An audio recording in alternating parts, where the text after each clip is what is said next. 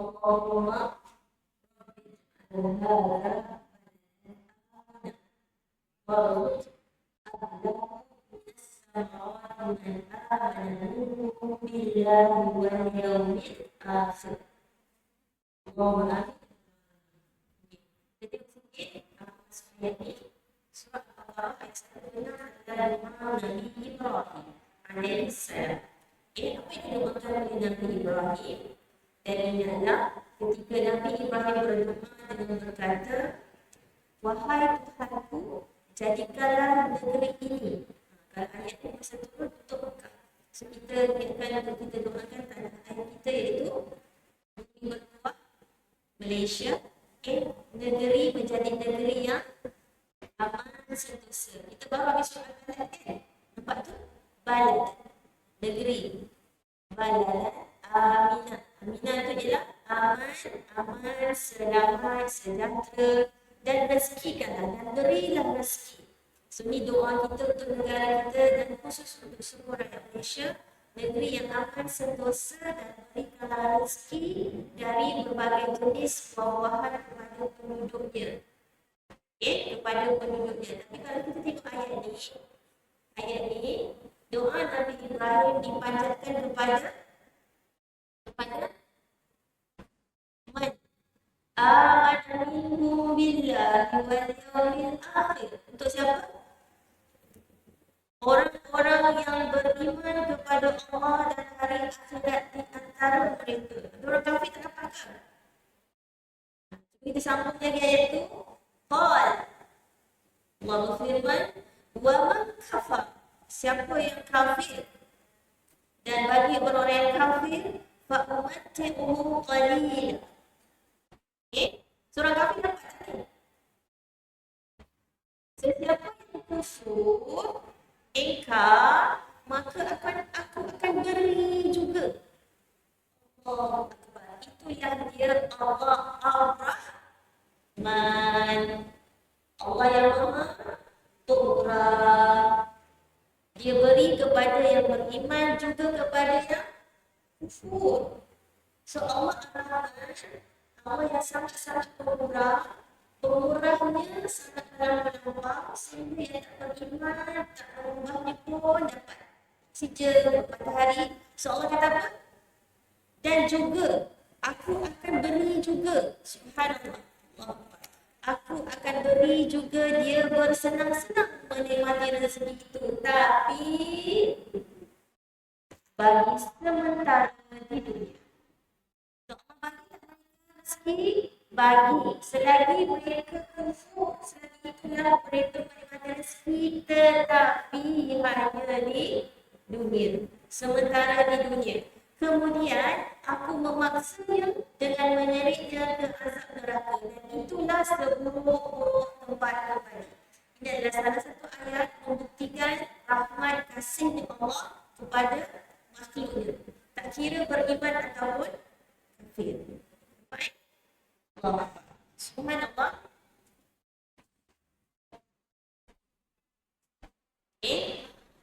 Kalau kita sebut merdeka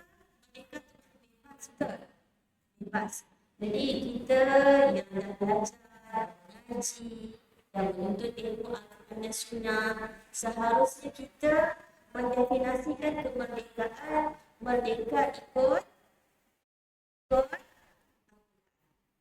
sebagai contoh daripada page Dr. Ahmad Sanusi Azmi. Kemerdekaan berdasarkan Al-Quran contohnya ialah kita faham daripada kisah Nabi Ibrahim. Apa yang dimerdekakan? Merdekakan dari segi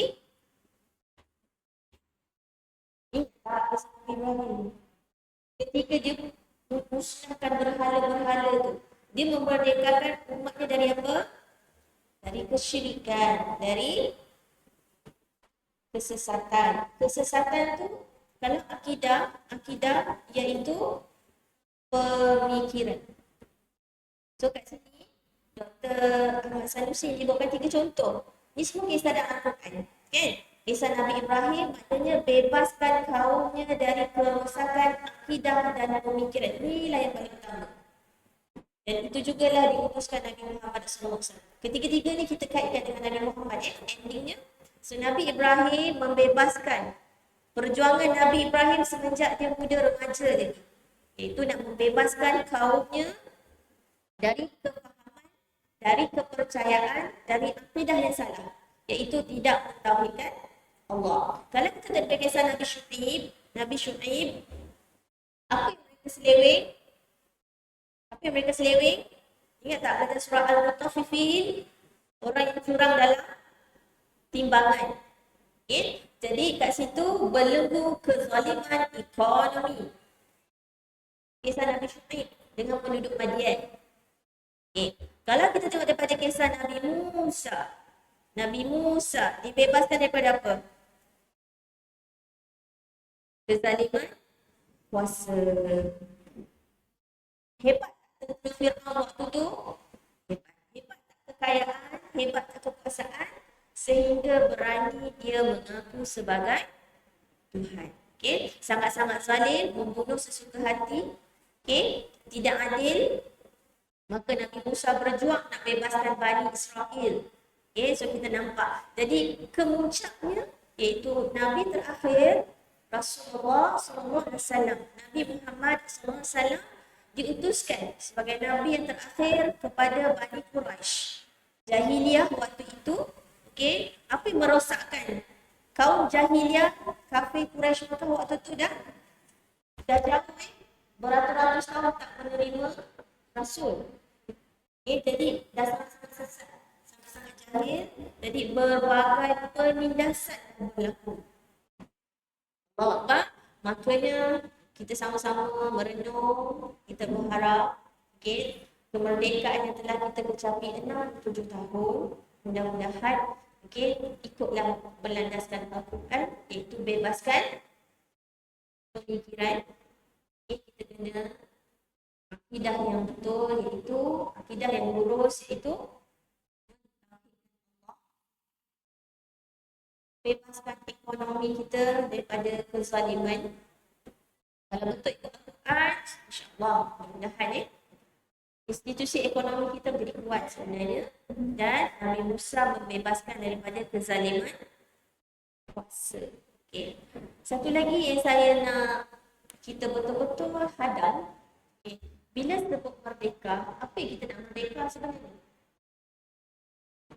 Okay, kita bukan sekadar, kalau ikut Al-Quran, kita dah belajar bukan sekadar merdeka di dunia. Apa yang maksudnya? Kalau kita merdeka di dunia, tapi tidak merdeka di akhirat nanti. So, pasakkan dalam jiwa kita sendiri dan anak-anak kita, yang paling penting bukan sekadar merdeka jiwa di dunia sahaja. Bersukaria, senang ledang, sampai lalai. Jauh sikit. Okey?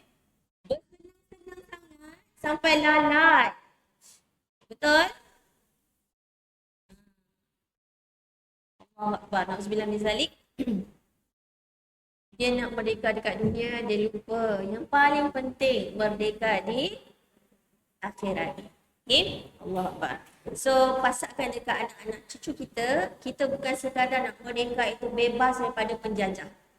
Okay? Tetapi mentaliti, jiwa, pemikiran, akta perlembagaan masih ikut kafir, bukan ikut Al-Quran. Okay? Kita sedih kan?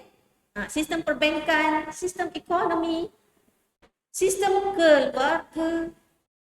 Allah Akbar. Okay. So kita nak bebas, nak merdeka, ikut Al-Quran dan Sunnah, merdeka di dunia, jiwa merdeka di dunia dan di akhirat. Okay, subhanallah. Bila kita sebenar-benarnya merdeka? Kita baru habis surah tu. Taklah baru sangat. Surah Al-Fajr. Bila kita benar-benar merdeka, ingat tak? Hujung surah Al-Fajr.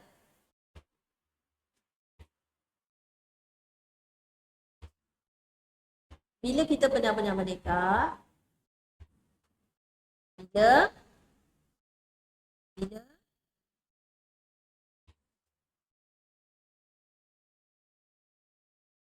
hujung surah Al-Fajr.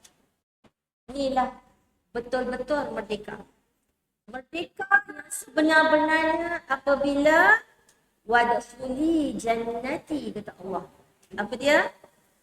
Dan masuklah ke dalam syurga-Ku. Itulah baru merdeka yang sebenar-benarnya. Boleh? Boleh? Surah Al-Fajr. Kalau boleh, bermula daripada pencabutan nyawa roh kita yang dicabut oleh malaikat dengan seruan, ya ayyatuhan nafsul mutmainnah. Ini yang kita nak. Dah mula dah bebas lah tu. Kalau inilah malaikat, iaitu malaikat naziat ke an-nasyitat. Ustazah ni kan Khamis ke lah Isnin. Okey, surah An-Nazi'at. Okey, malaikat pencabut orang kafir, nyawa orang kafir dipanggil An-Nazi'at. Sifatnya mencabut dengan keras. Kalau untuk orang beriman, An-Nasyitat. Okey, so bila kita ingat merdeka, ni tema lah sebab kita baru cuti merdeka kan. Okey, so ingat yang benar-benar kita nak merdeka di dunia dan akhirat.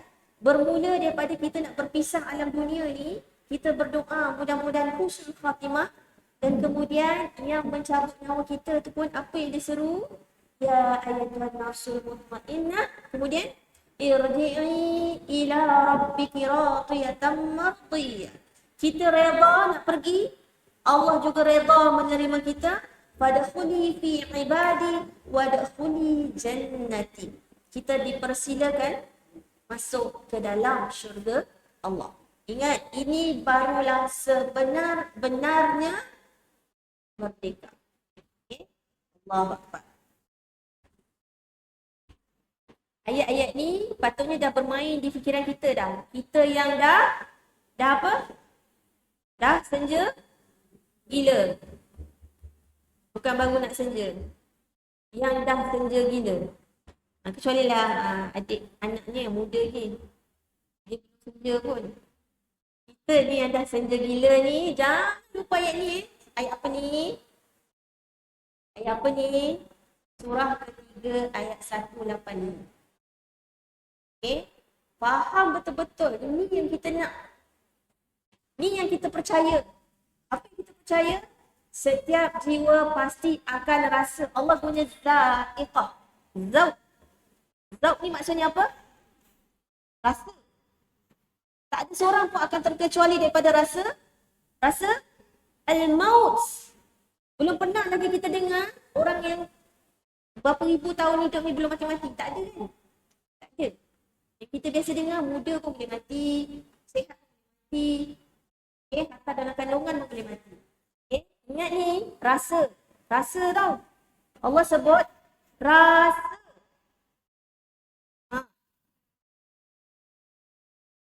Semua akan rasa mati. Ingat betul kita dah senja gila ni. Surah ketiga ayat 185. Wa inna ma. Ada ma pula tu.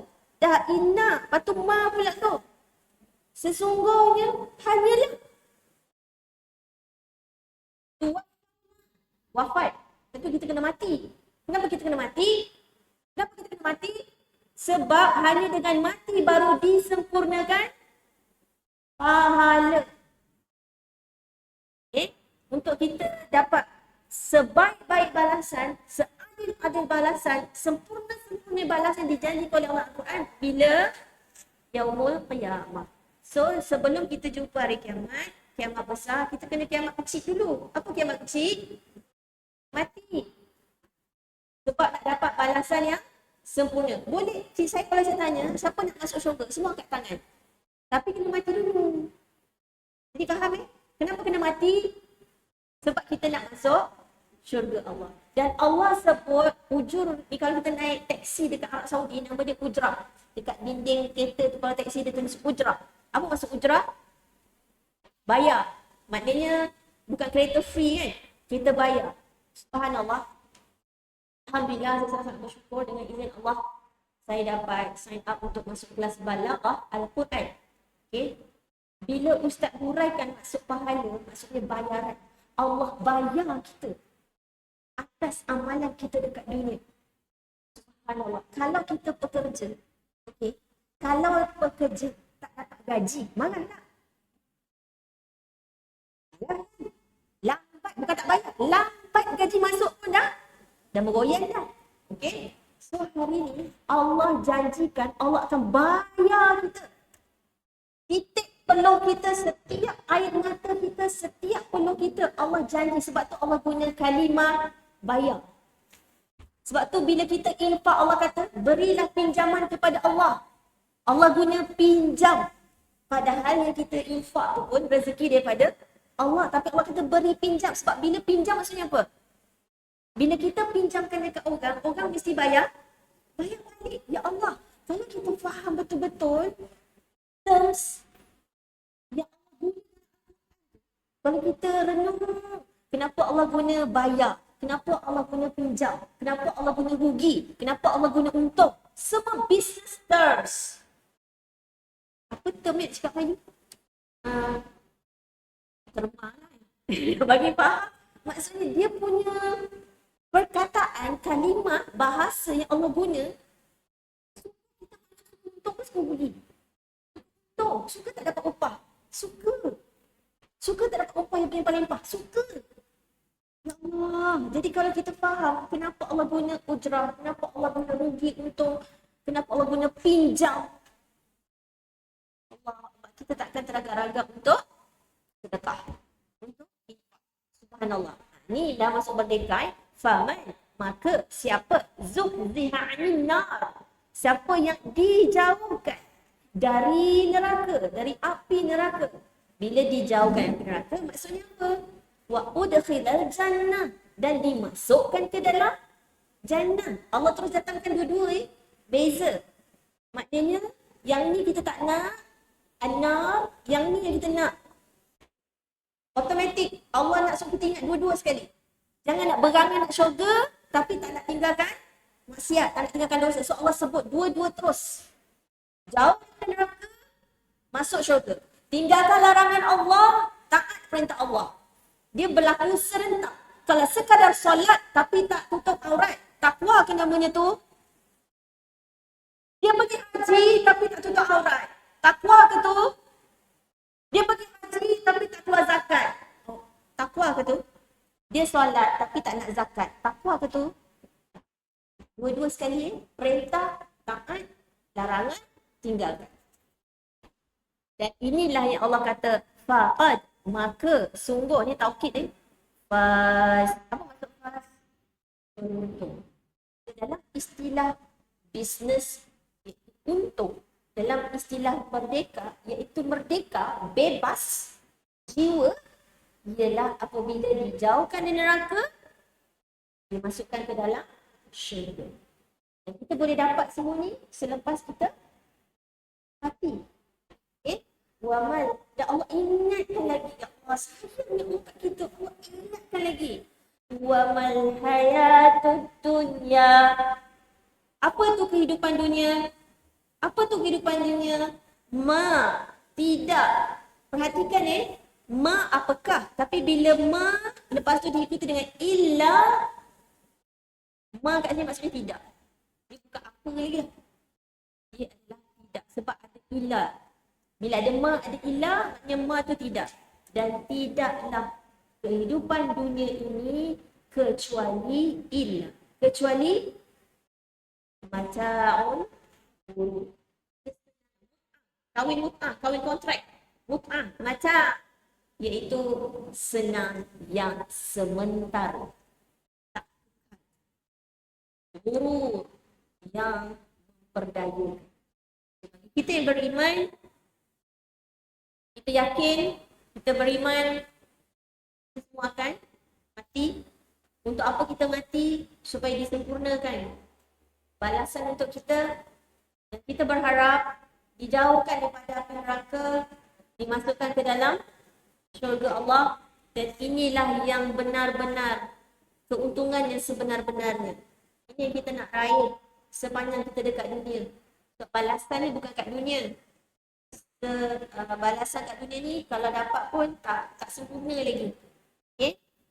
Wa mal hayatud dunya. Sebab tu jangan tertipu. Kenapa tertipu? Sebab orang-orang kafir ataupun orang yang tak beriman, dia sangka kesenangan dia dekat dunia ni dah cukup-cukup happening, dah cukup-cukup hebat. Sehingga dia tidak menyembah Allah, tidak mentauhidkan Allah. Allah kata kesenangan yang kalau kat dunia saja itu cuma kesenangannya menipu. Sebab akhirat nanti tak dapat. Allahu Akbar. Inilah jiwa merdeka yang kita nak, sehingga kan saya yakin setiap antara kita berkali-kali satu hari doa apa? Rabbana atina fid dunya hasanah wa fil akhirati hasanah wa qina adzabannar. Doa yang kita baca setiap hari. Betul? Waqi daripada wiqa, juga takwa. Itu semua daripada perkataan yang sama. Waqina, wiqaya, takwa, itu semua daripada rukun yang sama. Jadi waqina, dan lindungilah kami dari azab api neraka. Apa yang lindung kita daripada api neraka? Apa yang lindung kita? Kalau kita orang takwa, apa dia? Tinggalkan larangan Allah. Itu takwa kan? Jadi, dan itulah yang ada di perisai waqina, yang perisai untuk lindung kita daripada azab api neraka. So, peganglah ayat ni, surah Al-Imran, surah ketiga, ayat 185. Ingat, kalau boleh hafal. Rasa nak lalai je, lalok je. Ingat ayat ni. Aku akan mati. Entah malam ni, entah besok, entah minggu depan, entah depan. Entah jumpa tak Ramadan lagi. Allahu Akbar. Subhanallah, ingat dunia mata'ul ghurur. Dunia tak kekal. Akhirat yang kekal. Dunia darul bala, tempat ujian. Akhirat darul jaza. Apa dia? Balasan. Mati je kita, masuk je kubur beramal lagi, tak boleh dah. Sebab tu ramai nak balik kat dunia, dia nak beramal. Subhanallah, Allah Akbar. Dan saya berharap kita berdoa sungguh-sungguh supaya kita termasuk dalam hadis ni.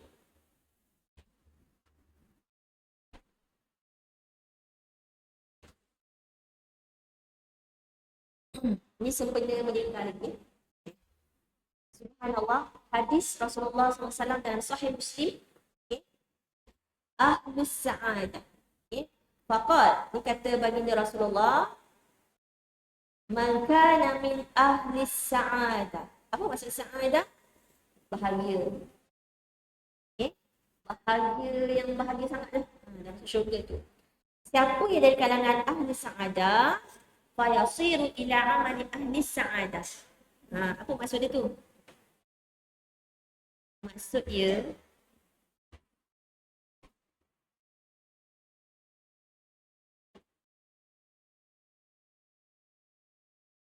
ya Rasulullah, kalau minta apakah sebaiknya barang siapa, ini bermula di sini, barang siapa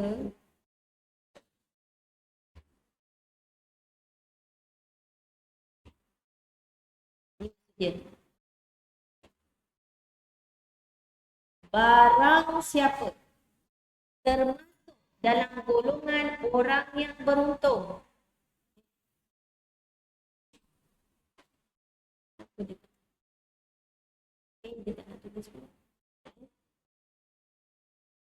Orang yang beruntung siapa tadi? Kalaulah dia termasuk golongan orang yang beruntung, maka dia pasti akan mengerjakan amal orang beruntung. Ingat tak? Setiap roh dalam kandungan mak kita, Allah dah tetapkan dia beruntung atau dia sengsara. Walaupun dekat dunia nanti Allah bagi dia peluang untuk pilih beruntung dengan sengsara. Allah dah tahu dah. Allah dah tahu. Tapi Allah tetap bagi pilihan. Sebenarnya tak boleh dah tulis kan. Tapi Allah itu maha adil. Betapa adilnya Allah. Semua kita nanti yang darah yang diberi akal ni, Allah akan bagi pilihan tau. Tetap nak bangun tahajud ke tak nak bangun tahajud. Contoh. Tetap bagi pilihan. Tapi dengan pengetahuan Allah, sebab Allah dah tahu, orang yang ahli syurga, dia akan bangun. Orang yang ahli neraka, dia akan Yang tidur lah. So, kalaulah kita ni memang ahli sa'adah, tapi kita dah tahu ke kita ni ahli syurga, ahli neraka? Tak, sebab tu Allah rahsiakan. Supaya kita ni tetap berjuang, bersemangat, berusaha. Sebaliknya, barang siapa termasuk dalam golongan yang sengsara, ahlu masyaqqah. Ahlu syaqawah. Dia ni memang sengsara, maka dia pun akan mengerjakan amal perbuatan orang yang sengsara. Na'udzubillah. Itu kita takut tu. Kenapa nak buat maksiat tu senang je? Kenapa kalau nak buat amal ibadat tu susah je? Ya Allah, aku ni ahli mana ni? Takutnya. Takwa tu takut. Always muhasabah dia kata, kenapa susah sangat aku nak beramal? Kenapa kedekut sangat aku ni? Kenapa hati aku keras sangat? Takut. Kita kena takut sekarang. Selanjutnya Rasulullah SAW bersabda, berbuatlah. Maknanya, beramallah kerana masing-masing dipermudah untuk berbuat sesuai dengan ketentuan sengsara dan bahagianya.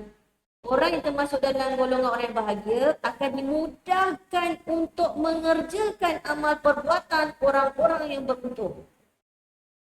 Kita ni kenallah dengan masing-masing kan? Sebenarnya pagi tadi akak memang berat nak datang sebenarnya. Contoh, nampak macam mendung, penat. Tapi Allah entah gerakkan juga, bangunkan juga langkah kaki tu. Maksudnya apa tu? Kita datang sini jangan perasan lah. Bukan sebab daya kita Kalau bukan dengan rahmat, kasih, takdir Allah. Allah yang gerakkan kita. Kita tak ada apa-apa pun.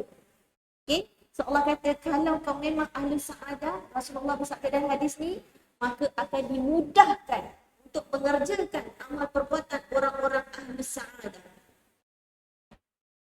Okay? Kita yang dah dapat hidayah sunnah, benar-benar sunnah. Jangan sampai satu hari nanti tak istiqamah, kita pula buat bid'ah. Dah tahu tapi pergi buat. Itu maknanya tak dapat istiqamah kan? Tak dapat taufik. Subhanallah. Dan orang yang termasuk dalam golongan orang yang sengsara akan dimudahkan. Allah nak takut kita dengar kan? Orang yang ahli sengsara dimudahkan untuk mengerjakan amal perbuatan orang yang sengsara. Alhamdulillah. Aduh. Bau sedar diri kan? Kalau tak kita, nak sendiri.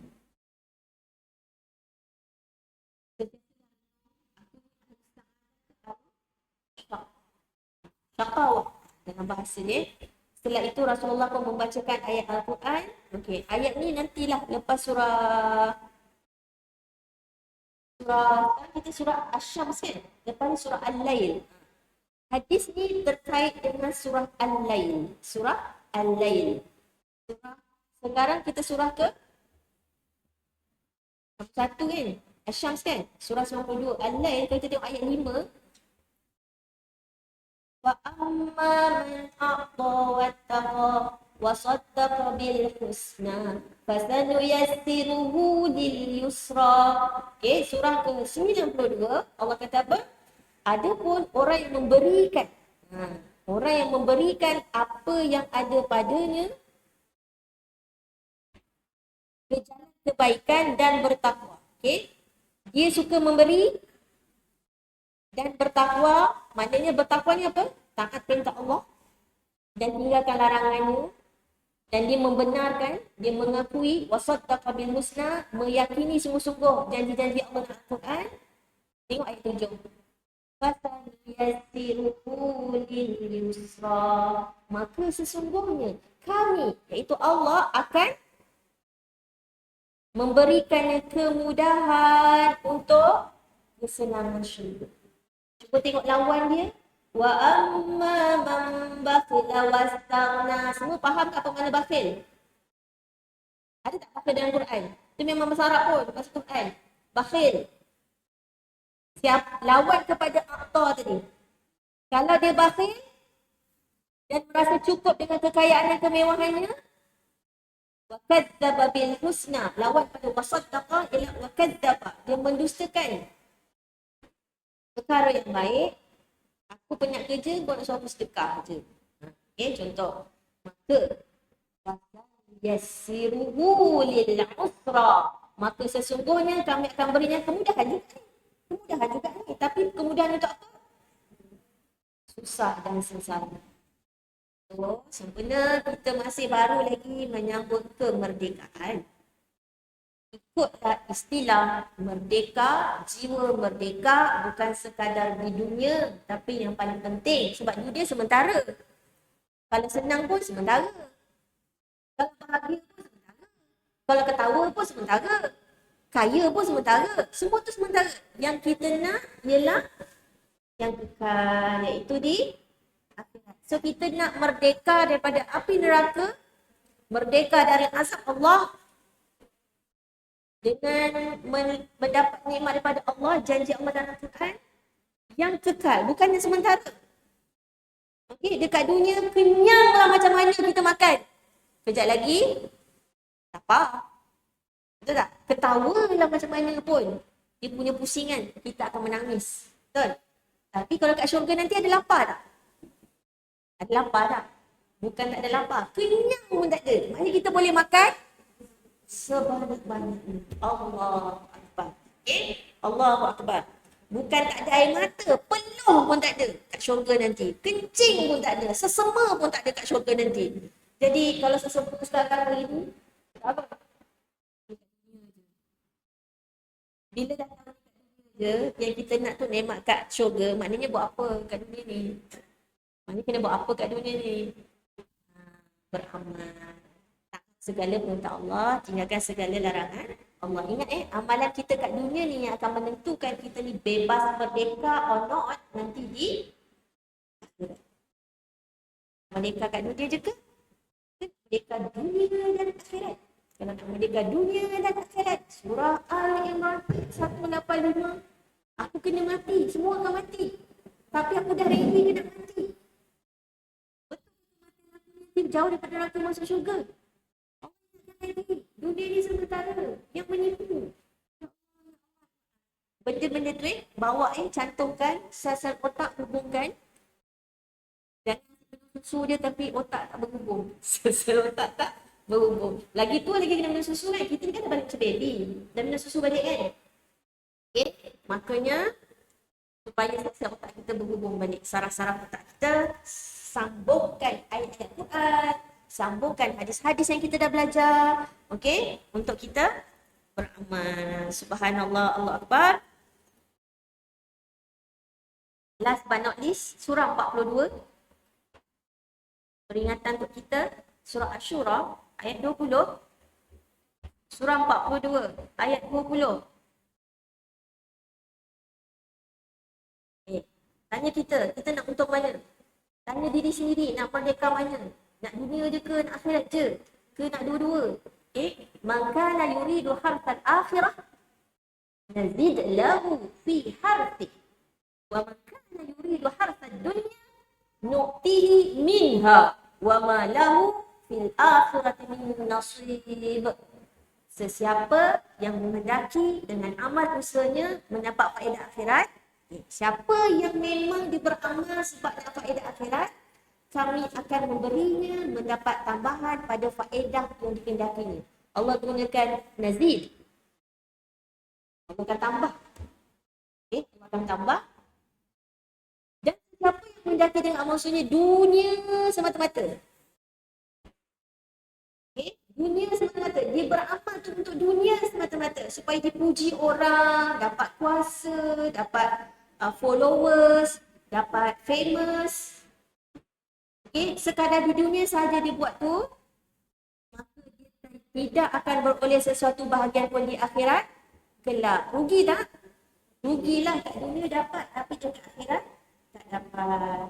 So buat apa-apa lepas ni, ingat akhirat. Kejar akhirat. Masukkan niat akhirat. Kalau orang tanya kita, orang puji kita, hebatlah bisnes you. Untung besar. Apa rahsia you? Apa tips? Kongsilah. Kalau dululah orang bagi soalan tu, orang rasa nak jawab apa?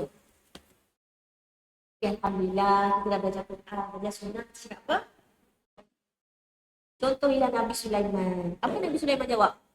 Kenapa Nabi Sulaiman mengatakan bila dia dapat nikmat? Bila dia tengok Istana Balqis tu. Apa dia sebut? Surah Semut ni.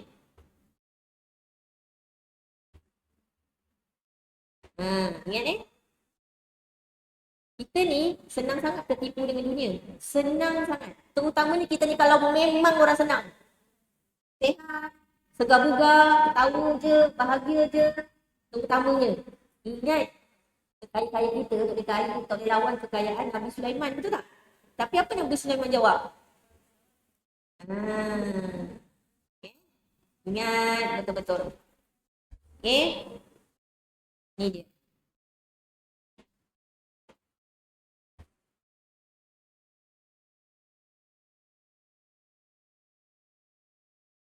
Barat. Kenapa pula dia tak nak? Okey. Perhatikan betul-betul. So, kita kena ikut. Kalau kita benar memang kaya, Islam tak melarang kita kaya. Okay? Tapi kalau tak ada yang kita ni kaya, kita kena mencontohkan Nabi Sulaiman. Okey, tengok macam mana Nabi Sulaiman. Nikmat yang dia dapat tu dia kata apa? Hadza min fadli rabbi. Nikmat ini adalah dari Rabbi, Tuhanku. Liyabluwani. Ni yang maksud saya tu, jangan lupa ni. Ni. Walaupun kita dapat nikmat, kekayaan, pangkat, kuasa, kecantikan, kesihatan, senang lenang, ingat puji Allah. Apa je? Dia puji Allah dengan hadza min fadli rabbi. Lepas tu apa? Ya Allah yang karim. Ingat apa? Nikmat ni pun untuk apa? Liyabluwani.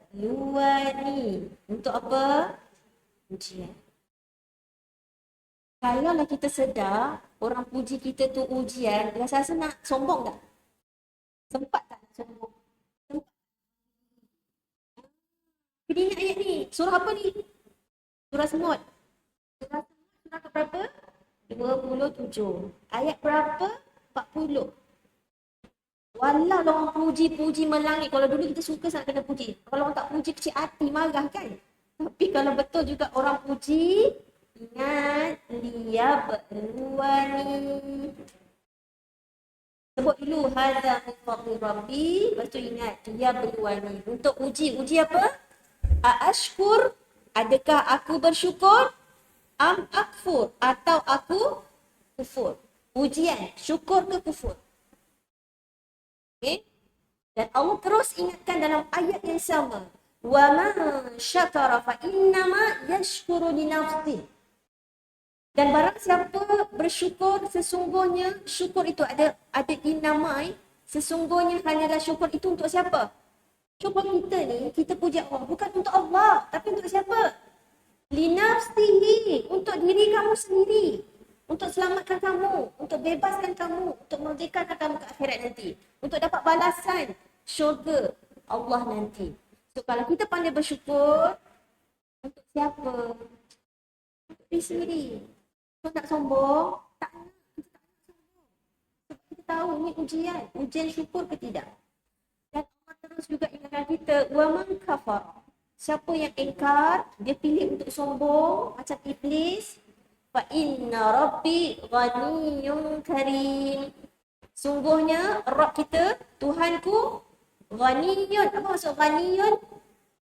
Allah yang maha kaya itu tidak memerlukan sesuatu apa pun. Malah semua memerlukan Allah. Karim, lagi maha pemurah, lagi maha mulia. Ingat So patutnya sempat tak kita nak berbangga diri sepatutnya? Sepatutnya pegang ayat ni. Rasa nak sombong, rasa kenapa orang tak puji aku, rasa kecil hati. Okay, ingat ayat ni. Contoh kalau Nabi Sulaiman diberi kekayaan yang kuasa yang sangat hebat Nabi Sulaiman sampai boleh.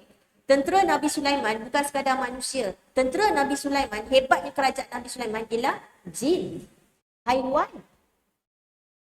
angin. Nabi Sulaiman boleh arahkan angin. Hebat tak? Hebat. Tapi tak sombong.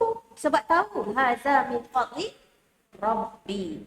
Liyabluwani, untuk uji aku. So, untuk tips merdeka jiwa dunia akhirat, mesti apa? Mesti apa? Dan kita dah ulang tadi kan, nak mati, dunia ni sementara, maka berbekallah, bersyukur, bersabar, semua tu lah amalan-amalan hati. Okay? Ayat-ayat ni semua kita dah biasa tengok dah kan? Lepas tu ingatlah fajar tadi, itulah sebenar-benar arti merdeka. Bila nafs kita nanti diseru dengan wadkhuli jannah. Berangan lah kali tak apa. Tapi jangan berangan je. Tapi beramal berkira. Semalam dah sedekah dah lah hai. Okey? Jangan berkira bang. Kita ni kalau beramal berkira. Tapi kalau minta nikmat pada Allah berkira tak? Sampai melimpah lagi. Seperti buih di pantai lagi. Seperti pasir di gurun Sahara lagi. Amboi kalau minta yang tak terkira. Tapi kalau nak beramal, dah lah dah 1000 dah. Selamat. Beramal jangan kira. Okay? Subhanallah. Berakhlak, jaga akhlak. Jangan zalimi orang lain. Ini semua kita buat sebab nak merdeka jiwa, dunia dan akhirat. Boleh? Amin ya rabbal alamin.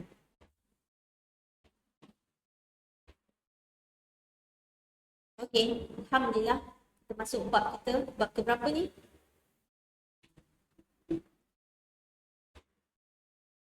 Bab ke 77. Tapi bukan 007 lah. Bab 77. Okey. Nama Allah Asmaul Husna, nama Allah yang indah. Ar-Rafiq. Ar-Rafiq.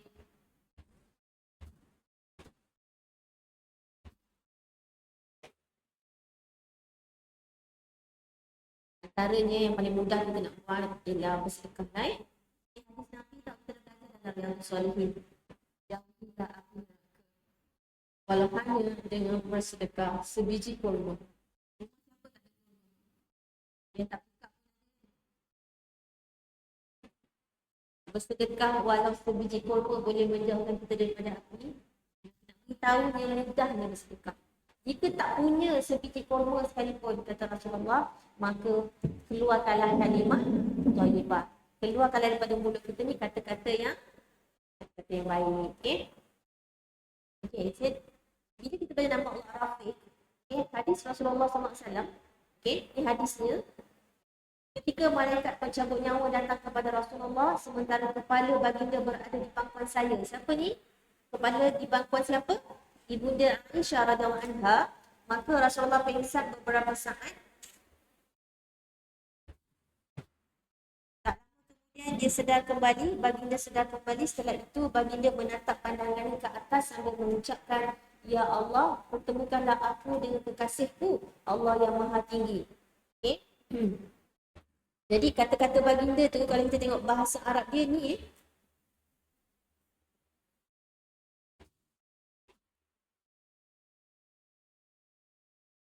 inilah kata-kata terakhir Nabi. Ucapan terakhir Nabi Muhammad SAW.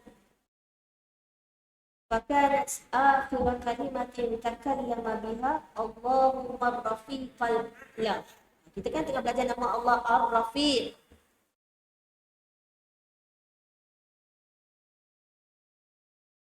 Ucapan terakhir Nabi Muhammad SAW ialah Allahumma rafiqal a'la. Rasulullah nak bertemu, temukanlah aku. Maksudnya ada pun ucapan terakhir yang diucapkan oleh baginda ialah Ya Allah, tertinggi. So alhamdulillah Allah rezekikan kita, Allah izinkan kita nak belajar nama Allah Ar-Rafiq, sehingga inilah kalimah terakhir baginda Nabi Muhammad sallallahu alaihi wasallam. Okey.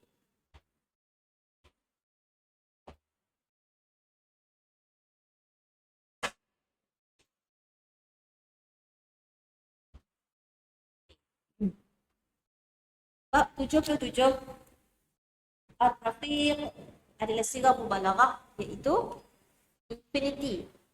Ar-Rafiq bermaksud kalau ikut kitab kita, Syekh meletakkan maknanya apa dia?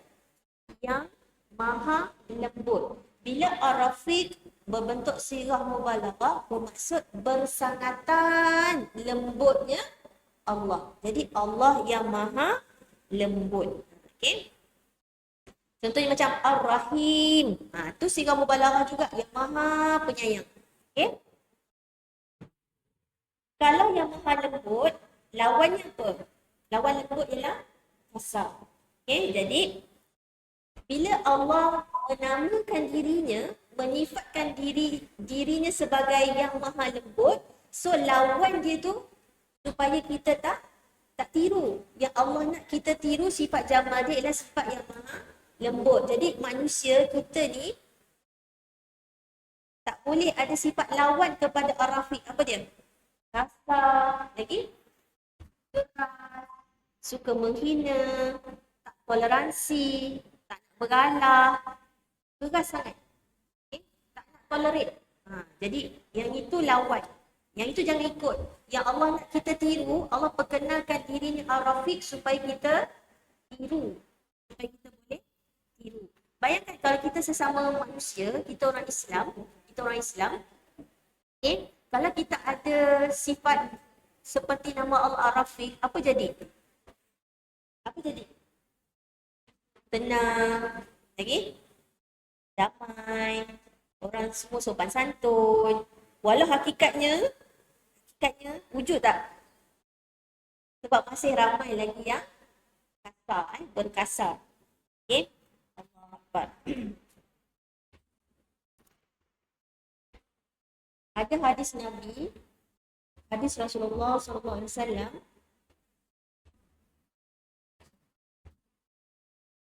di dalam Islam mengajar kita untuk yang lebih tua kita, untuk yang kecil, yang lebih muda kita sayangi.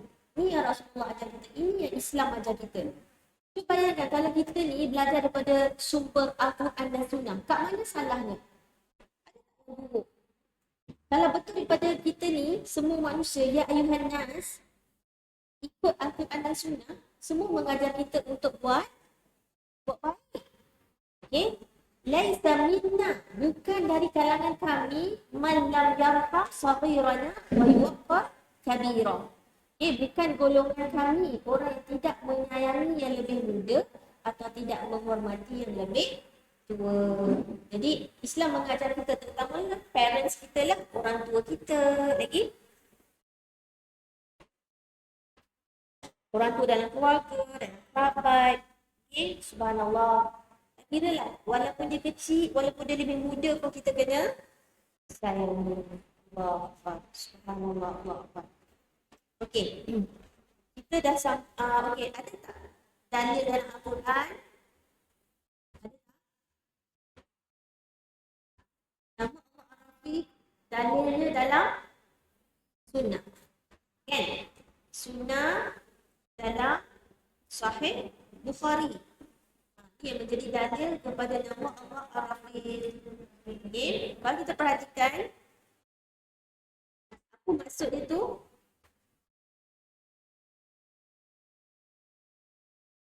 Beberapa orang Yahudi datang bertemu Rasulullah kan? Hadis ni diriwayatkan oleh Abu Nu'aim an Abi Uyainah an Zuhri, daripada an Aisyah, daripada ibu Aisyah kita radhiyallahu anha. Okey. Ada Aisyah radhiyallahu anha faqalat. Ini kalau kita baca bahasa Arab, ni maknanya perempuan ni. Qalat. Istazana rahmatun minal yahud, orang Yahudi datang jumpa Nabi sallallahu alaihi wasallam. Apa yang mereka katakan? Nampak ni. Cuba perhatikan betul-betul. Assalamualaikum, assalamualaikum. Assalamualaikum. Okay.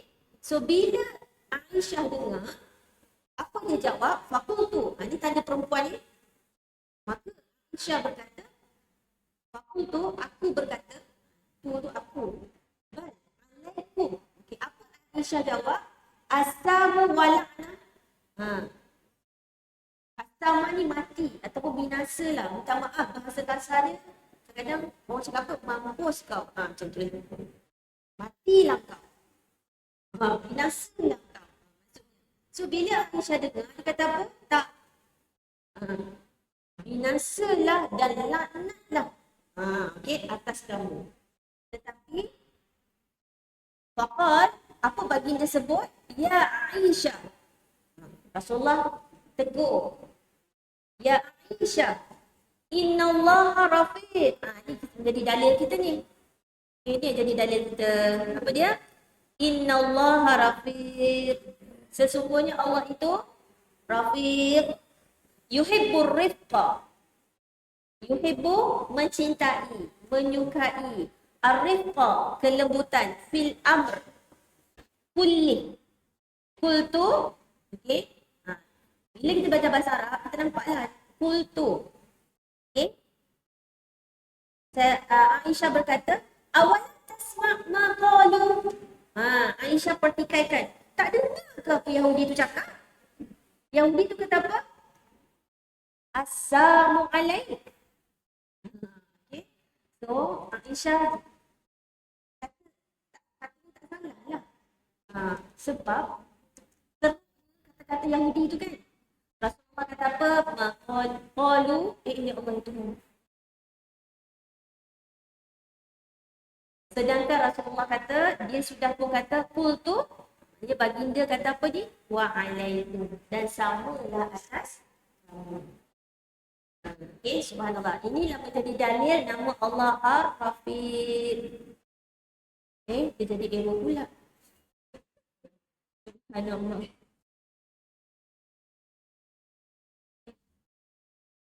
Okay. Ini dalil ni? Boleh? Okay. Hadis kedua ialah riwayat Muslim. Ni riwayat Bukhari. Riwayat Muslim, ininya begini. Semua ada dalam kitab kita Yang 55. Okay. Dalam riwayat Muslim, Aisyah juga diriwayatkan oleh ibunda kita, Aisyah radhiyallahu anha, zaujin Nabi, isteri baginda Nabi sallallahu alaihi wasallam, anna Rasulullah sallallahu alaihi wasallam qala, ya Aisyah, innallaha rafiq. Ini juga menjadi dalil. Sesungguhnya Allah Ar-Rafiq. Yuhibbur rifqa wa yu'ti 'ala rifqi ma la yu'ti 'ala al-'udf wa ma la yu'ti 'ala ma siwa. So dalam hadis ni, okay, ulama mengatakan terus baginda tunjuk lawan dia. So ni Ar-Rafiq daripada root word rafaqa. Okay, ni Ar-Rifqa. Lawan dia ialah Al-Unf. So kalau Ar-Rifqa tu lembut, Al-Unf ni ialah kasar. So lawan dia. Okay, lawan dia. Ni lawan. Dalam Al-Quran macam tu. Kalau Allah sebut, macam kita baca Al-Kahfi kan? Baca Al-Kahfi, Alhamdulillahilladzi, kan? Alhamdulillahilladzi pula. Surah Al-Kahfi, Al-Quran takkan jadikan kamu bengkok. Bila tak bengkok, maknanya apa? Lurus. Pemikiran kita akan melengkung. Bukan satu arah je. Okay? Allah Akbar. Apa maksud hadis ni? Okay, dari Aisyah radhiyallahu anha, isteri Nabi baginda sallallahu alaihi wasallam, bahawa Rasulullah telah bersabda, hai Aisyah, sesungguhnya Allah itu maha lembut. Allah, innallaha Ar-Rafiq, sesungguhnya Allah itu maha lembut. Dia mencintai sikap lemah lembut. Allah akan berikan pada sikap lemah lembut sesuatu yang tidak dia berikan pada sikap yang keras, dan juga akan memberikan apa-apa yang tidak diberikan pada sikap lainnya. So Allah Nabi Rasulullah beritahu apa ni? Okay. Kalau kita kata tu, dia memberikan pada kelembutan apa yang tidak diberikan pada kekerasan. Maksudnya kalau orang tu bersifat lemah lembut, okay, Allah yang berikan kelembutan itu dan tidak diberikan kekerasan. Okay, pada selainnya. Bermaksud apa tu? Dan kelembutan sangat-sangat penting terutamanya dalam urusan dakwah. Urusan dakwah. Dan manusia. Okey? Jadi mana dalam dakwah tu berlemah lembut, jangan tengking menengking lagi. Jangan cela, jangan kasar, jangan memalukan orang, jangan buka aib. Itu dalam ciri-ciri lembut. So, kalau kasar, Allah tak bagi nanti sifat lembut. Hadis di atas menjelaskan ihwal adanya asma Allah Ar-Rafiq dan sifat lembutnya. Selain menjelaskan bahawa sifat lembutnya adalah, gariskan ni, saya dah suruh gariskan kan? Sifat lembut ataupun Ar-Rafiq, sifat lembutnya adalah yang paling tinggi, yang paling sempurna. Selembut-lembut manusia tak boleh lawan lembutnya Allah. Ar-Rafiq ni sirah mubalaghah, paling tinggi, paling sempurna serta amat layak dengan keagungan dan kesempurnaannya. Tak ada siapa boleh menandingi kelembutan Allah. Kata Arif. Apa makna Arif? Dalam hadis kita tadi, Arif. Ini. Apa maksud Arif tu? Dah gariskan kan? Ada berapa makna? 3 kan? Apa yang pertama? Lembut. Betul kat kitab kita tu. Saya dah suruh bulatkan kan? Lembut lagi. Yang kedua, mudah. Ini tak suka sulitkan. Yang ketiga, tidak tergesa-gesa dalam setiap urusan. Tu 3 makna Ar-Rifqa. Daripada nama Allah Ar-Rafiq, jadi sifat tu Ar-Rifqa. Lawannya ni Al-Qudh. Lawannya apa? Keras, kasar dan terburu-buru ataupun tergesa-gesa. Okey? Sebab itulah makna nama Allah Ar-Rafiq ialah Allah yang maha lembut, yang memudahkan dan tidak tergesa-gesa dalam setiap urusannya. Dan Allah selesaikan setiap urusan tu secara bertahap. Contoh, bayangkan kalau baby kita lahirkan je, salin je baby dia tu ada gigi. Jadi kita nak selesaikan dia. Oh, sakit tu. Bayangkan, subhanallah, Allah Akbar. Apa maksud bersegera dengan tergesa-gesa? Inilah kaji ni. Dah beza kan? Allah tak tergesa-gesa. Apa beza dengan fastabiqul khairat? Ayat Al-Quran, bersegeralah buat baik. Wasari'u ila maghfirah. Bersegeralah minta keampunan Allah. Tapi apa maksud pula Allah nak kita contohkan Ar-Rafiq tapi tak boleh tergesa-gesa? Tapi kalau perintah buat kebaikan, bersegera, jangan bertangguh. Minta ampun, bersegera, jangan bertangguh. Apa bezanya? Tergesa-gesa ni bila kita buat tetapi belum waktunya. Tapi bila dah sampai waktunya, kita diperintahkan untuk bersegera. Boleh tak kalau orang yang lewatkan solat kata, Allah kan tak tergesa-gesa. Jadi solat pun tak payah tergesa-gesa. Boleh tak macam tu? Kalau dah masuk waktu, bersegeralah. Tergesa-gesa ni bila sesuatu yang bukan waktunya. Right. Surat sebelah, Allah Maha Lembut. Ini pemaknaan Allah Ar-Rafiq. Makna Allah Ar-Rafiq, muka surat 6, 5. Allah Ar-Rafiq maksudnya apa? Allah Maha Lembut. Lembut dalam apa? Lembut dalam apa? Dalam takdir. Dalam takdir. Apa maksud takdir? Ketetapannya. Jadinya, dah faham dah, Allah Ar-Rafiq, kelembutan Allah tu sangat sempurna, sangat tinggi. Lembut dalam apa? Dari segi apa? Dalam takdirnya, dalam ketetapannya, dan perbuatannya. Allah lembut dalam apa? Ketetapan takdir dan perbuatan-perbuatannya. Dia Maha Lembut, Allah Ar-Rafiq yang Maha Lembut dalam apa? dalam perintahnya, hukumnya, agama dan syariatnya. Okay, kita dah bincang dah juga. Selain daripada itu, Allah lembut dari segi apa? Termasuk kelembutan Allah dalam perbuatannya ialah bahawa sesungguhnya Allah SWT menciptakan semua makhluknya secara bertahap satu demi satu. Semua proses. Contoh, macam mana jadi katak dewasa? Macam mana proses rama-rama? Dah tengok kan sebelum ni? Okay, ni kalau manusia. Allah mampu tak test dia positif mengandung, besok beranak? Allah mampu. Betul? Ada tak orang yang dia dah mengandung 3 bulan dia tak sedar dia mengandung? Ada tak? Punyalah dia tak rasa dia mengandung. Kan? Ada orang macam tu kan, mabuk tak, apa tak, sama je mengandung. Period pun datang juga. Ada tak? Ada. Allah Akbar. Tapi Allah jadikan tahap demi tahap demi tahap. Ada sebabnya. Okay? Kita dah tengok juga ayat Quran yang berkaitan dengan ni, pencipta manusia, surah Al-Hajj kita dah tengok dah. Lepas tu ni dalam surah Ghafir pun Allah ada cerita apa? Kita ni manusia pun memang peringkat dengan apa jadi kalau kita lahirkan baby kita dah beruban. Kita tak beruban, baby beruban. Proses-prosesnya betul tak? Okey, daripada nutfah, alaqah, mudghah, janin. Lepas tu kita lahir jadi bayi, lepas bayi jadi kanak-kanak, lepas tu jadi remaja, lepas tu jadi dewasa, lepas tu jadi tua, lepas tu mati. Semuanya Allah dah cerita belum? Dah.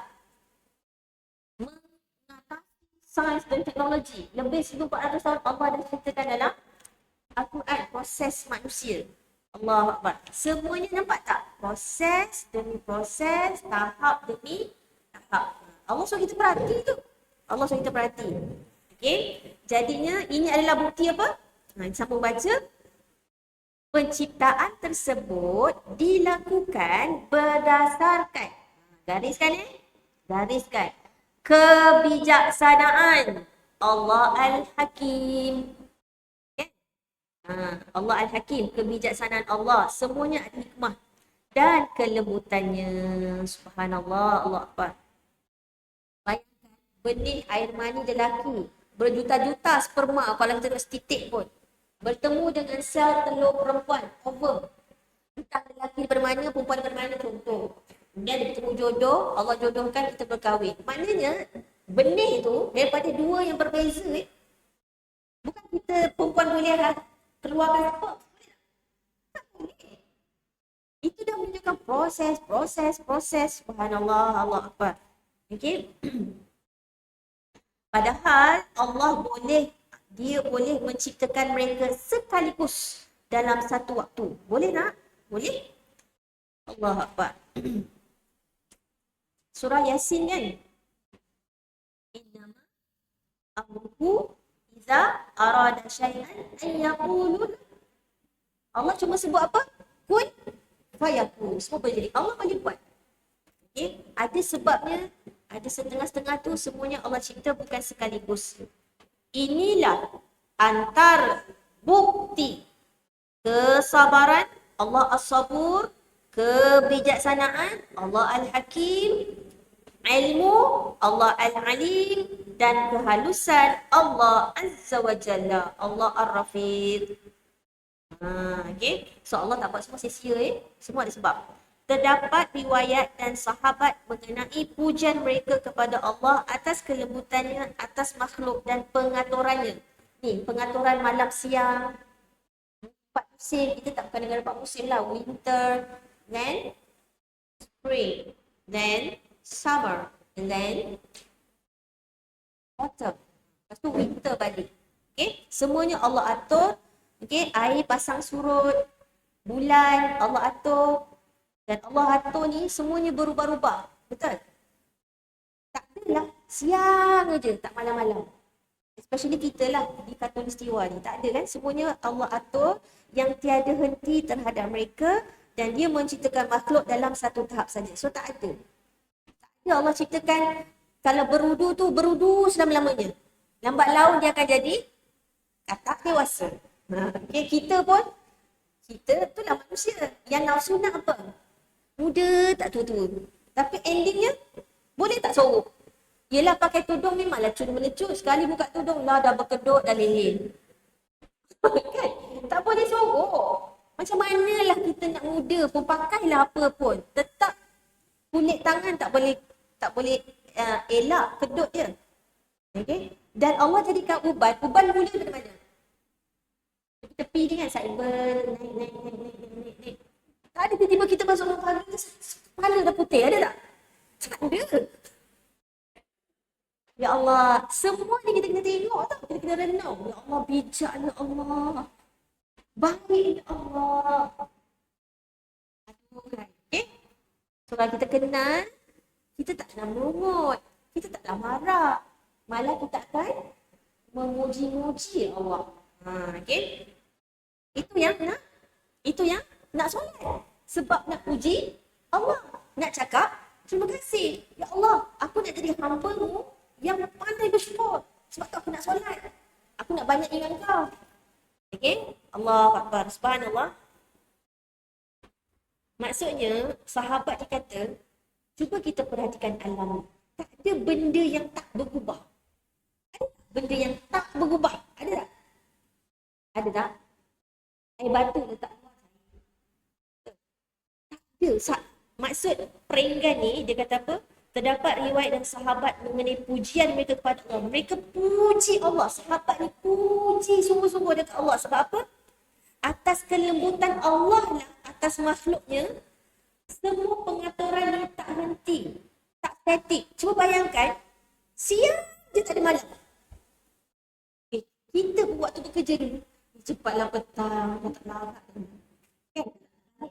Contoh, waktu kerja. Kalau dah kerja, cepatlah weekend. Sabtu Ahad boleh cuti.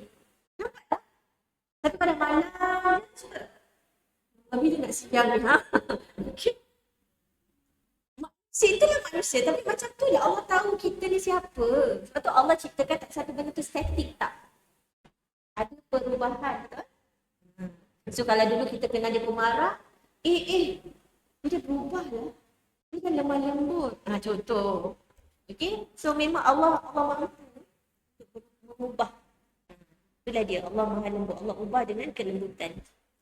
Okay, diriwayatkan. Saya rasa ni kita belum mula kan? Peringkat ni kita perlu baca kan? Diriwayatkan oleh Ibnu Abi Dunya dengan sanad jayyid dari Imam Al-Hasan Al-Basri rahimahullah, dia menceritakan. Okay. So, dari Ibnu Abi Dunya ni, dia menceritakan bagaimana perubahan yang Allah cipta. Kita baca. Dahulu mereka, iaitu para sahabat-sahabat Nabi Muhammad berkata, okay, segala puji bagi Allah. Maksudnya, Alhamdulillah. Alhamdulillah Ar-Rafiq. Alhamdulillah segala puji bagi Allah yang maha lembut. Yang maha lembut tu Allah Ar-Rafiq. Yang seandainya, ni sahabat Nabi. Seandainya, what if Allah Ar-Rafiq, dia menjadikan seluruh makhluk ini dengan penciptaan yang tetap dan tak berubah. Padahal kalau ikut nafsu kita kan nak muda, stay young forever. Happily ever after. Tak nak sedih, tak nak nangis, tak nak sakit. Kita tak nak kan? Itu nafsu kita kan? Apa kata kalau Allah tak buat perubahan? Tetap je macam tu. Nescaya orang yang meragukan dirinya akan berkata. So akan ada orang yang meragukan tentang Allah. Dia akan berkata dengan mudahnya, orang yang tak beriman akan berkata apa? Duhai, seandainya makhluk ini memiliki Rabb yang memperbaruinya, mencipta hal baru padanya. So maksudnya, kita ni cepat bosan tak? Sampai orang yang tak beriman tu, sampai orang yang tak beriman tu akan sebut, ya Allah, kan maksudnya kan bagus kalau Tuhan ni dia selang-selikan, ubah-ubahkan. Ciptakan semua ini berproses. Siang ada malam. Air pasang ada air sungai. Ada panas, ada sejuk. Okay? Allah Akbar. Sebagaimana yang kita lihat, dia sudah mendatangkan sinar. Mana saya baca ni? Allah selalu memperbarui tanda-tanda kekuasaannya, okay, keagungannya, sebagaimana yang dapat kita lihat. Dia sudah mendatangkan sinar ataupun cahaya yang menerangi seluruh yang ada di antara dua ufuk. Maknanya sinar matahari siang antara dua ufuk, timur dan barat. Okey, pagi dan petang. Menjadikan sinar siang itu sebagai waktu untuk mencari penghidupan sekaligus sebagai pelita yang terang. Okey, so kita pun dah faham, dah tahu, dah pandai dah. Kalau tidur malam, besok terbit matahari, it's time pergi kerja. It's time pergi kebun. It's time pergi office. It's time buatlah apa-apa aktiviti siang tu kan. Sebab kita dah tahu, dah tengok je, oh bangun, dah terang. Betul tak? So Allah mengubah benda tu menyebabkan kita semua tahu apa kita kena buat. Okay? Mencari penghidupan. Okay? Di sawah ke dan sebagainya. Dan Allah jadikan matahari tu terang benderang. Okay? Kita dah pernah belajar dah. Dengan adanya matahari lah dan bulan, kita tahu kira hari. Kita boleh kira jam. Kita boleh ukur waktu solat. Betul? Kita boleh ukur bila bulan haji, bila bulan kurban dan sebagainya. Kemudian apabila Allah Jalla wa'ala memang berkehendak, nescaya dia akan menghilangkan makhluk itu, iaitu matahari, dan mendatangkan kegelapan yang menutupi segala yang ada di dunia, segala yang ada di dua ufuk timur dan barat tersebut. Dia pun menjadikan di dalamnya ketenangan malam, bintang-bintang dan rembulan yang terang. Subhanallah. Perlu ke? Siapa saya nak tanya? Dia solat asar, dia berdoa, ya Allah, mudah-mudahan gelap malam ini. Perlu tak kita berdoa minta Allah aturkan malam untuk kita supaya boleh berehat, baca ceramah, mungkin bergurau anak beranak, happy-happy. Perlu tak kita doa? Tak, Allah dah siapkan. Dan perubahan tu Allah buat tu tetap sampai kita faham, sampai kita tahu, betul? Malam untuk berehat. Kita siang mana boleh tengok terik matahari, tapi malam kita boleh tengok indahnya rembulan purnama. Betul, kalau banyak syair, banyak pantun, banyak gurindam pasal bulan kan. Kalau cantik tu engkau laksana bulan. Okay, subhanallah. Kalau siang pula, bayangkan siang sampai kita tak boleh tak payah lampu, tak payah nyalakan lilin. Memang terang benderang. Matahari tu satu je. Betul. Dan bijaknya Allah jadikan manusia ni, dia boleh simpan tenaga matahari jadi tenaga solar. Sekarang ni banyak orang pasang solar light kan. Nak jimat, kalau untuk luar kita pasang lampu solar kan. Saya balik rumah mak motor saya baru ni, perangat saya masuk rumah dia dalam pakai lampu solar sekarang ni. Wah, hebat mak aku. Dalam rumah pakai lampu solar. Okey. Jimat sungguh. Okey. Sekarang ni kan, dia siang dia tangkap tenaga suria, malam kita boleh nyalakan lampu tu tak payah pakai elektrik. Allah bagi manusia boleh berfikir, boleh invent, boleh cipta. Subhanallah, Allah Akbar. Okay? Boleh guna banyak manfaat kan tenaga matahari. Subhanallah, Allah Akbar. Bintang-bintang, subhanallah. Gelap, alam tu gelap, tak cantik. Allah indahkan dengan bintang-bintang, bulan. Allahu Akbar. Subhanallah. Okay. Apabila berkehendak. Sekarang kita kena tahu. Allah, kita ni, apa je yang terjadi atas muka. Apa je. Tak terkecuali satu pun. Semuanya berlaku atas kehendak Allah. Walau kita tak nak, walau kita tak suka, walau kita minta dijauhkan, tapi kalau benda tu jadi juga, itu adalah kehendak Allah. Dan kalau kita nak sangat benda tu dan memang kita dapat, itu juga atas kehendak Allah. Faham So apabila berkehendak, Allah boleh menciptakan bangunan, iaitu tempat tinggal, untuk melindungi diri dari hujan, petir, guntur dan halilintar sekehendaknya. Cuba bayangkan, Allah tak cipta langit untuk kita. Cuba bayangkan. Petir tu direct kita. Ozon direct kat kita. UV light direct kat kita. kosong kan? Allah boleh buat tak? Kalau Allah berkehendak, Allah boleh buat tak? Okey, saya nak tanya. Sekarang kita pergi bangunan-bangunan bersejarah, selalunya macam dekat Rom kan? Dia ada tiang tapi tak ada bumbung kan? Betul tak? Sebab Allah beza, Allah kata apa? Cipta langit sebagai bumbung untuk kamu tapi tanpa tiang. Hebat tak ciptaan Allah? Kalau manusia, dia dah lah buat tiang.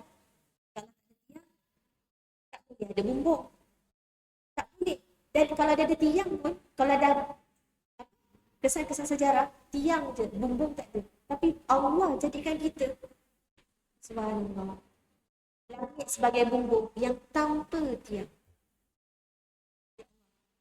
Nak beritahunya, kalau siapa belajar balaghah Al-Quran,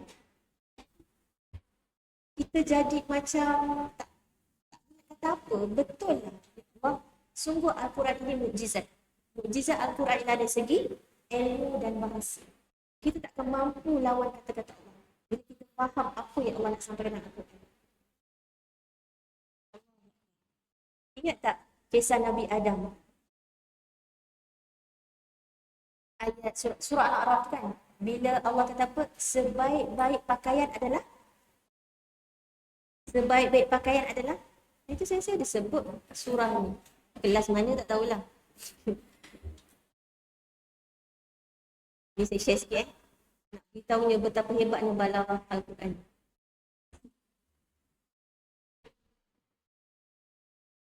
Ni.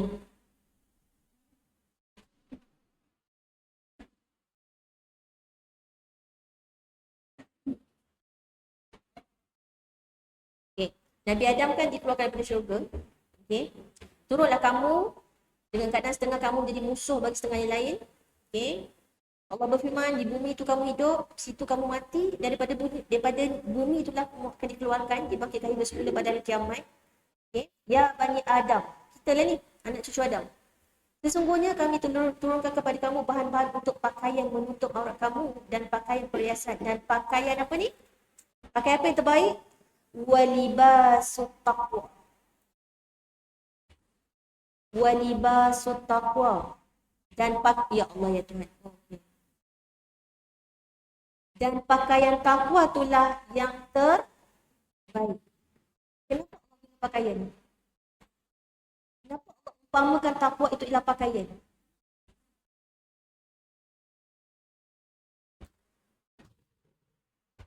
Pakaian ni kan dia memang, kalau kita selesa dengan baju tu, kita akan rasa memang seperti seluruh badan kita merasa selesa. Betul tak? Tahu tak, kalau kamu takwa, seluruh hidup kamu, kamu akan rasa tak takut, kamu tenang, tak sedih, bahagia. Sebab tu Allah punya pakaian, supaya Allah nak kita faham betapalah takwa tu kita kena kejar, kena raih. Sebab kau akan merasa nikmat pakaian. Macam kita kalau suka pakai sutera, contoh sutera, best kan pakai dia, macam selesa tu tak boleh kata apa. Seluruh luar dalam merasa nikmat tu. Anak beritahu tu. So takwa tu, kalau kau boleh rasa nikmat mentaati perintah Allah, tinggalkan larangan dia, ya Allah, engkau tak akan cari yang lain dah. Jadi nak minta Allah sampai gunakan pakaian. Dan kalau kita tak pakai apa-apa? Ya Allah, bila belajar bahasa Al-Quran, dia akan buat kita fikir macam seperti doa. Apa semua kita akan fikir. Dia akan perah otak kita berfikir. Kenapa Allah sebut pakaian? Kenapa malam itu sebagai pakaian? Kenapa? Ni share lah. So, kalau nak belajar, nak cabar diri, saya cadangkan, ambillah kelas ilmu balaghah. Okey? Kita akan rasa macam yang keluar tu, ya Allah, air mata tak payah. Kita akan rasa betul lah. So, bila kita belajar balaghah, okey, contoh, bila berlaku banjir, tenggelam, tiba-tiba ada Quran tak tenggelam. Kita kata apa? Inilah mukjizat Al-Quran. Semua tsunami hancur, masjid tak hancur. Kita kata apa? Katalah di New York berlaku tsunami, gereja pula tak hancur. Kita nak cakap apa? Bible tak tenggelam di banjir. Kita nak cakap apa?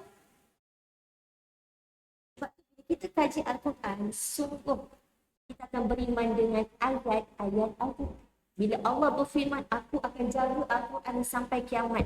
Jadi kita bukan terus nak yes, betul. Allah tunjukkan keagungan dia, betul tak? Quran tak tenggelam, Quran tak hancur. Betul. Tapi what about if gereja pula tak hancur?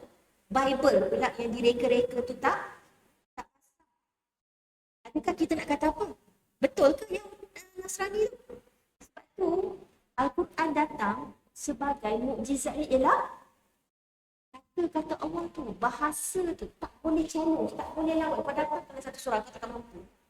Kita akan nampak sungguh mukjizat Al-Quran ialah pada kata-kata Allah itu. Bila Allah kata aku akan jaga, Allah akan jaga. Faham tak ni? Bukan semestinya bukan semestinya selamat daripada banjir. Okey, kita jangan mudah-mudahnya keluarkan statement. Boleh? Betul, Allah ada kekuasaan dia. Satu lagi mukjizat yang besar ialah Al-Quran ialah dari segi sebab dia terbukti ialah kata-kata Allah. Kalam Allah yang tak boleh disangkal, tak boleh dilawan. Okey? Boleh? Saya harap kita yang semakin belajar ni sangat-sangat celik Al-Quran. Bukan mudah terpesona dengan cerita-cerita sekadar yang macam tu je. Okey? Allahu Akbar. Allah. Okay, kita habiskan baca satu peringkat ni. Apabila berkehendak, Allah boleh menciptakan bangunan, okay, tempat tinggal untuk melindungi diri dan hujan petir guntuhan itu. Apabila Allah berkehendak, dia akan menghilangkan semua tu. Semua Allah boleh bagi kalau Allah nak.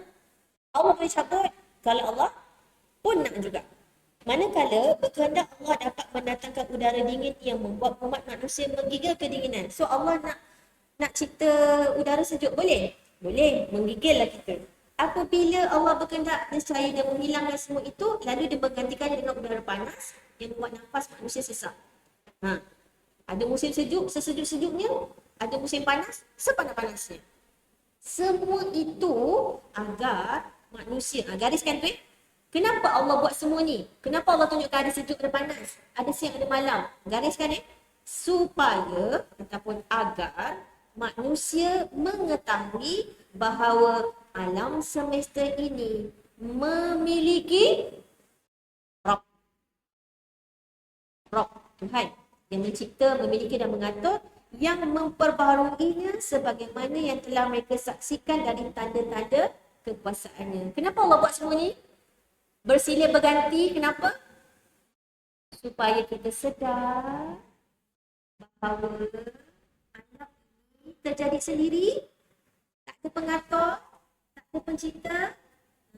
Semua ni supaya manusia mengetahui bahawa alam semesta ini memiliki Rabb yang mencipta, yang memiliki, yang mengatur, yang memperbaharuinya sebagaimana yang telah disaksikan dari tanda-tanda kekuasaannya. Dan demikian juga halnya, andaikan dia berkehendak, nescaya dia akan melenyapkan dunia dan mendatangkan, gariskan akhirat dalam sekelip mata. So, Allah boleh cipta semua dalam dunia ni. Bermaksud apa? Allah juga boleh hancurkan semua ini. Iaitu bila berlaku hari kiamat nanti. So kita semakin yakinlah. Satu hari nanti pasti akan berlaku. Macam mana Allah boleh cipta? Allah boleh senang. So kita mengakui semua kehendak Allah dan semuanya Allah atur dalam ilmunya. Kerana Allah itu maha bijaksana. Ya Allah maha. Syekhul Islam Ibn Taymiyah rahimahullah berkata, sahabat Rasulullah sangat mengetahui hal itu dan boleh menjelaskannya kepada manusia. Mereka mengetahui bahawa segala, gariskan segala peristiwa yang terjadi di setiap hari yang disaksikan manusia menunjukkan bahawa alam ini ialah makhluk dan memiliki Rabb yang menciptakannya dan menciptakan hal baru di dalamnya. Gariskan semua ni Allah tunjukkan dekat kita proses by proses untuk buktikan alam ini. Boleh kita boleh saksikan malam siang semua kita boleh tengok. untuk membuktikan bahawa alam ini memiliki Rabb yang menciptanya. Setelah mengatakan demikian, Syekh Ibn Taymiyah mencantumkan asal dari Al-Hasan Al-Basri sebelumnya, lalu beliau memberikan komentar secara ringkas. Okay. Ni kesimpulan daripada Hasan Al-Basri tadi. Okay. Syekh Islam Ibn Taymiyah buat kesimpulan. Salah satu bukti kelembutan Allah atas para hambanya adalah kelembutan keputusannya terhadap mereka dalam hukum, perintah dan larangannya. Okay, gariskan lembut dalam hukum, perintah dan larangan. Allah tak pernah bebankan hambanya dengan perintah yang tak sanggup mereka memikulnya. La yukallifullahu nafsan illa wus'aha. Dekat peringkat muka surat 657 serta menjadikan pelaksanaan perintahnya itu berdasarkan kemampuan hambanya. Allah sayang dekat kita, betapa sayangnya Allah. Allah bagi perintah dan larangan ikut kemampuan manusia. Tak mampu solat berdiri, boleh duduk. Tak mampu duduk, baring. Okey, tak ada air, tak boleh wuduk, boleh tayamum. Semua masa kita wuduk, okey, Allah suruh basuh satu kepala ke, Allah suruh sapu je. Maknanya anggota wuduk kita tu ialah anggota yang memang mudah terkena debu, terkena habuk. Sebab tu muka, tangan, kepala, kaki. Itu yang wajib lah. Okay, Allah memang nak memudahkan kita. Allah, dia gugurkan banyak perintahnya hanya kerana ada kesulitan dalam pelaksanaannya sebagai bentuk keringanan juga kelembutan serta rahmat bagi mereka. So Allah, atas rahmat Allah lah, okay, zakat kita 100% ke zakat yang dikeluarkan hanya 2.5%. Terutamanya zakat pertanian. Zakat pertanian. Saya ulang sekali lagi. Zakat pertanian. Dia letak benih dalam tanah. Yang turunkan hujan siapa? Yang jadikan tanah siapa? Yang jadikan benih tu siapa? Yang tumbuhkan tu siapa? Dia tinggal kat atas dia.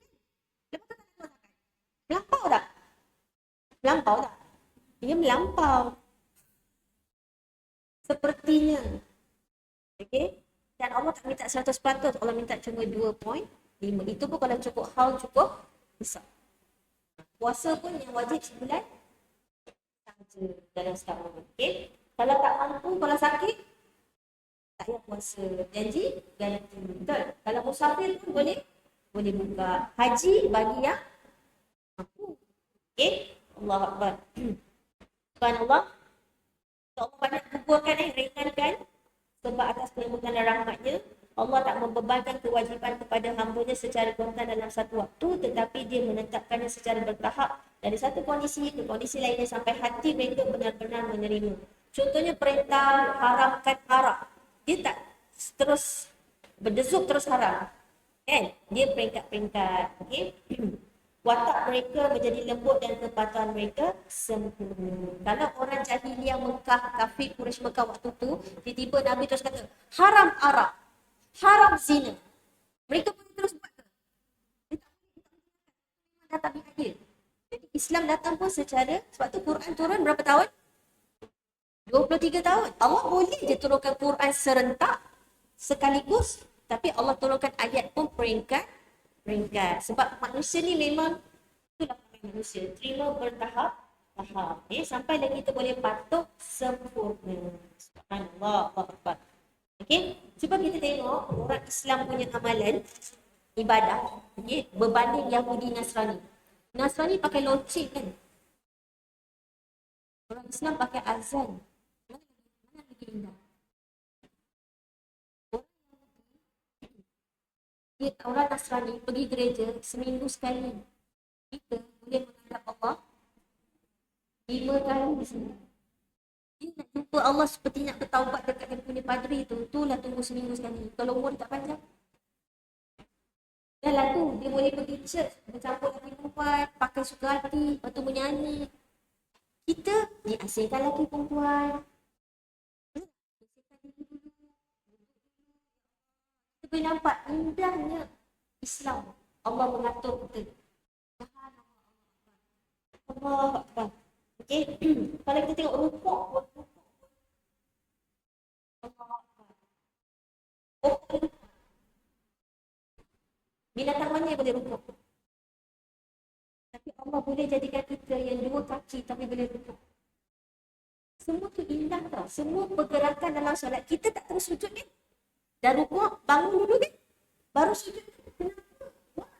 Semua aturan dalam solat itu pun berperingkat-peringkat. Semuanya indah. Semuanya lembut. Ya Allah, ya Tuhan. Waktu solat, semuanya Allah atur. Cuba kalau waktu solat 100 kali sehari. Sanggup? 50 pun kita tak sanggup kan? Minimum. Tak kata Allah lembut lagi dengan kita. Tak kata ke Allah tu baik dengan kita. Zalim lah 5 waktu sehari. Betul? Allah Akbar. Kita boleh taubat banyak kali. At anytime berdoa, angkat je tangan. Allah Akbar. Subhanallah. Betul tak cakap sebenarnya dah? Okay? Sebab tu siapa yang tak nak rukuk, apa jadi? Kalau kita tengok surah Al-Mursalat kan, tak apa, tengok je. Surah 77, ayat 40, berapa jadi?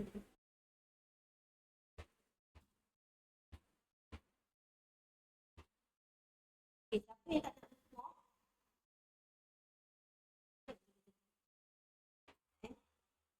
Bila dia tak nak rukuk, nanti dia ke akhirat dia kena.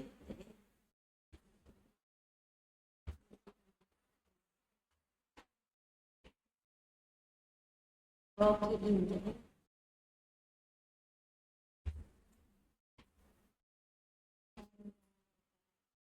Ayat 48.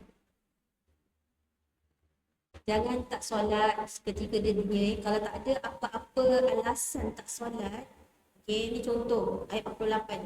Wailu yawma idzil lil mukadzibin. Kecelakaan. Wail tu celaka. Pada itu bagi orang yang mendustakan amaran Allah. Allah suruh solat. Okay, dia tak nak solat. Allah kata wajib kan 5 waktu tu. Wa idza qila lahum warka'u la yarka'un. Allah perintahkan rukuk, dia tak nak rukuk. Taatlah dan kerjakanlah solat, mereka enggan mengerjakannya. Wailun yawma idzil lil mukadzibin. Kecelakaan besar pada hari itu bagi orang mendustakan perintah-perintah dan larangannya. Fa bi ayyi haditsin ba'dahu yu'minun. Kalau mereka tak juga nak beriman, maka kepada kata yang mana lagi sesudah itu mereka mahu beriman. Okey, solat semua tak ada. Okey. Bahaya kan? Allah Akbar. Bukti kelembutan Allah ni nanti berlaku ke akhirat nanti.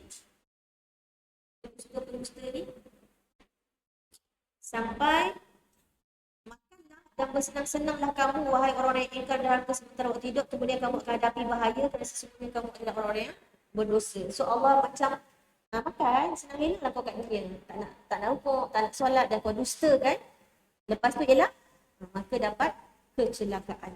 Okay? Bukti kelembutan Allah SWT yang lain adalah manakala Allah menangguhkan hukumannya. So bukti lagi kelembutan Allah, Allah tangguhkan hukumannya terhadap pelaku dosa dan tidak segera menghukumnya supaya dia berkesempatan bertaubat, kembali kepada Rabbnya dari dosanya dan kembali ke jalan petunjuk. Allah Akbar. So kita akan sambung buku surat 658 hingga dapat dan nampak kelembutan-kelembutan Allah. Antara bukti Allah itu Ar-Rafiq yang maha lembut dalam apa tadi? Dalam penciptaan, dalam perintah, dalam hukum, dalam larangan, dalam syariat, dalam pengaturan siang malam. Subhanallah. Apa buktinya? Allah nak tunjukkan apa?